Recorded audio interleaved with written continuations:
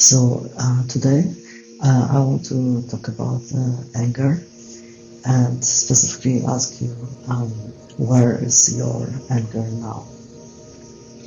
And this topic came to me because I find that often people who see themselves as empaths, nice people or people pleasers, and people who work so hard to find their power to leave certain situations and to break the codependence from toxic people or unhealthy relationship dynamics. It's like they forget, or maybe they don't notice that they also have anger inside of them. It's the dynamic is usually between the kind of victimized self and then the oppressive world. And therefore, as a victim, I'm not the aggressor, right? I'm not the one who is angry, screaming, attacking, and hating. But that's the whole point, that we might not do those things to other people, but we do them to ourselves. And this is really important to know during any type of self-recovery or process of finding your own voice and boundaries with others and with life. It's to know, okay, where do I direct this anger now? How is this showing in my life? So you might ask, what do you mean I'm such a nice person? I am free of anger. Or, I never get angry, I never scream, I just get sad. So it's tricky to access it, and I know it from experience. It's like it shows up sometimes as a depression or sadness, where you just have no energy to do anything, and it's almost like subconsciously your mind doesn't believe that you deserve to be taken care of, even if just by yourself, that you deserve to be fought for. Are you fighting for yourself, right? Are you fighting for your life to become better? And this anger is kind of insidious because it can show up later after it's like a slow release poison sometimes, where subconsciously we might be bullying ourselves. That's how I like to call it. Let's say you're at work or at school and somebody told you a nasty comment that was not, when it happened, you might be frozen and not know how to respond, or not really understand what they mean, because often people, unfortunately, they have this caution, so they would pretend they compliment you, but then actually try to undercut you, or they might pretend they're interested in who you are and what you do, but the way they ask the question is it makes you feel judged, and not like they are trying to establish a connection. It makes you feel worse after. And sometimes those things come up after, and you go home, or even days after, or weeks, and then you might even forget about the interaction. They gave me this weird compliment that was not actually really nice, or they asked me about my life, but we don't really know each other, and whenever I tell them something, it kind of makes you feel a little worse about that thing I told them. So we pick up on those things subconsciously, and then afterwards it's maybe you start to feel angry and you don't know why, because this person is already not in your life, or they're not directly there, and you start blaming yourself instead of blaming someone else. So you start feeling angry or sad about the thing they told you about. So yeah, and this trapped energy in the body, this anger, it can also lead to, as I said, depression, but also self-inflicted body trauma and eating disorders, sleeplessness, and it's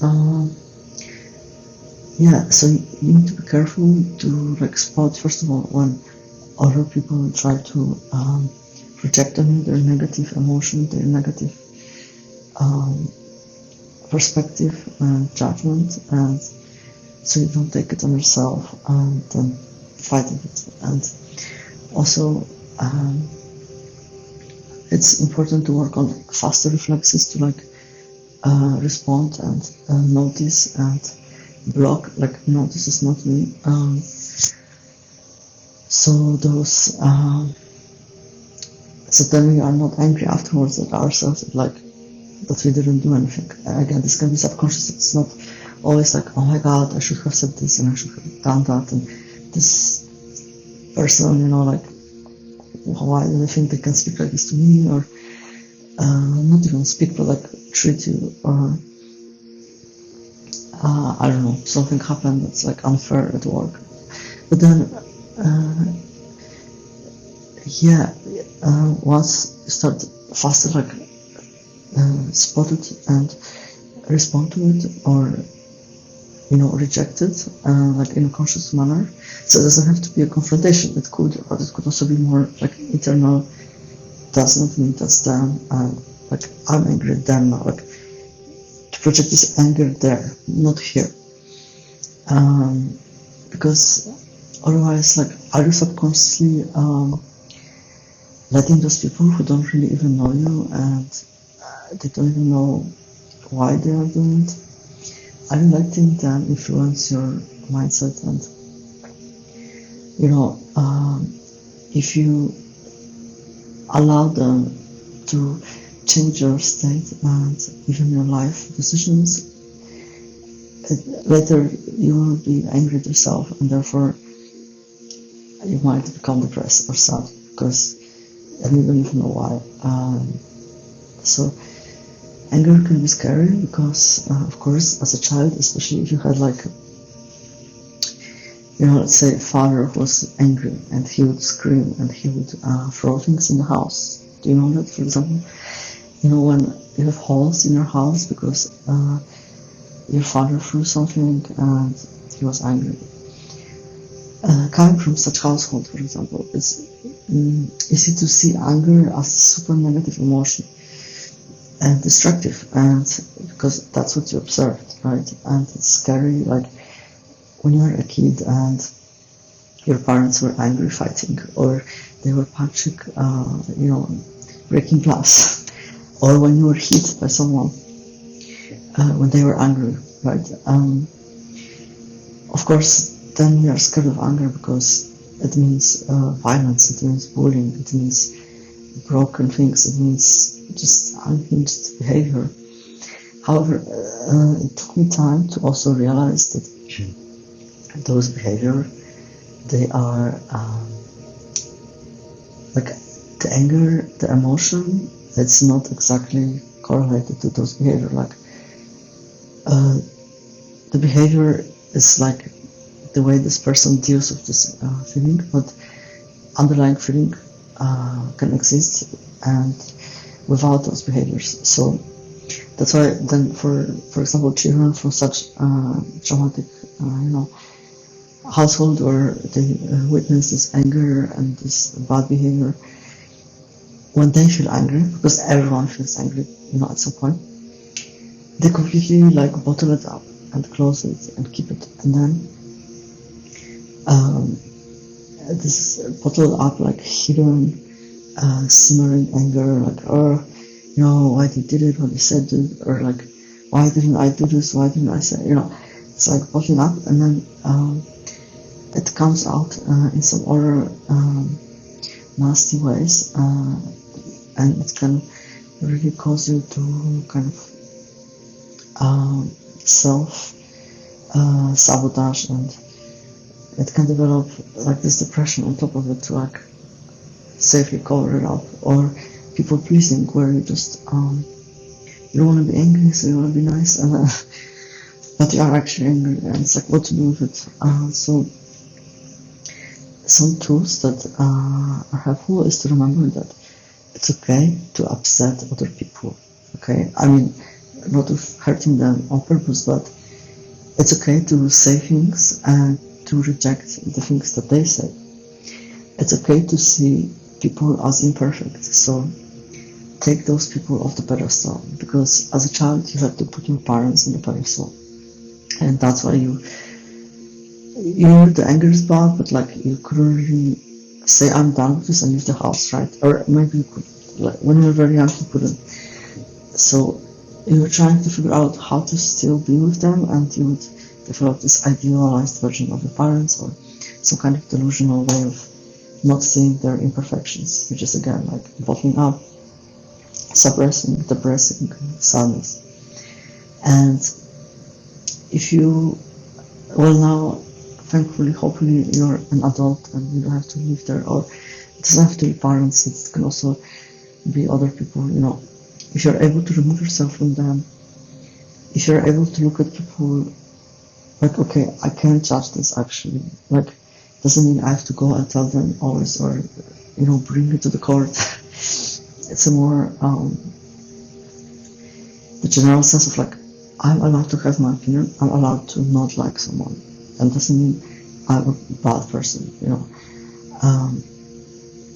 And yeah, and other things, you're allowed to change, so you're allowed to change your opinion and life circumstance. You don't have to stay, you know, physically in the same life circumstance, you don't have to stay physically in the same spot, or a friend group, or a work group, if you feel like, you know, it's not good for you, and instead of staying and feeling angry inside and like, why don't they treat me, why do they do this, why do they, it's like all externalized responsibility, like why they do this, but actually who you are angry with the most is yourself, because you are staying in the situation.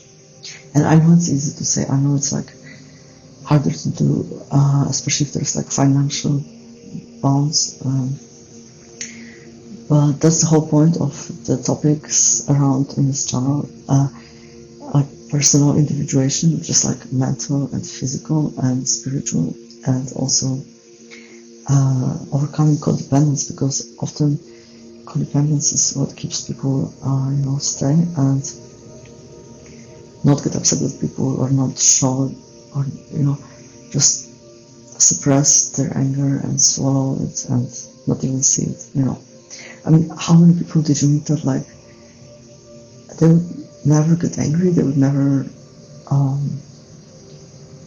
talk back, and some of them might be in a really bad situation, but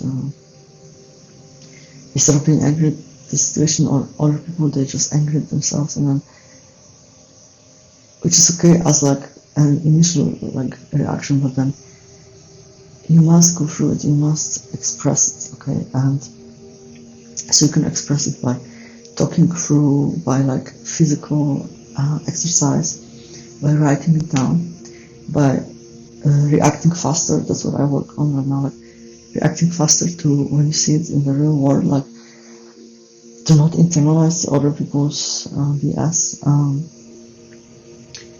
and yeah, and just stay aware and don't allow people to stop what you do and who you are, and don't allow yourself to stay in this suppressive anger. Just find a way to face it and be like, okay, what happened exactly and why I'm angry, and that's why you can use the work with parts, which is in some of my other videos, where we look at the part of you that is feeling the emotion, and we validate it, you know, we validate why it's there, this anger, what happened exactly, but then we are ready to let it go, to take action, to change, and to, you know, to thank this part. We can thank this anger, like, you know, and other emotions for protecting us, because this anger was protecting us from,